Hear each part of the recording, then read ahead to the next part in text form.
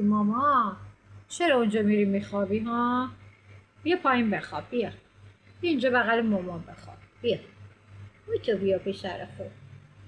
فلفل منی خوب نباید اونجا بخوابی. بیا اینجا. بیا اینجا بخواب. اینجا خوبه. آفرین. بیا بپر. ماشاءالله فلفل مامان حرف گوش میکنه اینجا میخوابه. آفرین ماما پسر قشنگم، پسر خوشگل من، فلفل ماما قربون اون چشاش بشم من. خدا جونم آفرین پسرم. همینجا لالا کن جایی نره دیگه. نری تو ترازو بخواب یا مردم میان دعوامون میکنن میگن این فلفل برای چی میخوابه توی ترازوی شما ها؟ آخه این فلفل ما خیلی آقایه.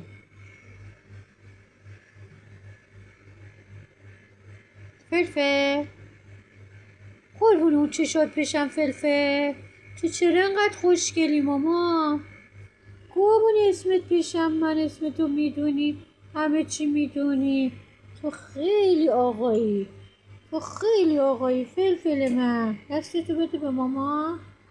دستتو بده نوش کنم. خوشگله اون دستای قشنگه.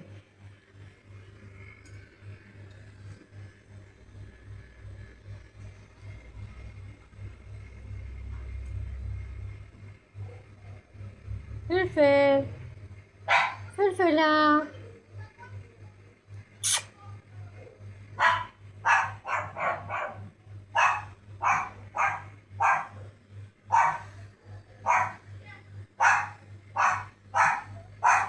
چشاتو قربون فلفل، چشاتو قربون.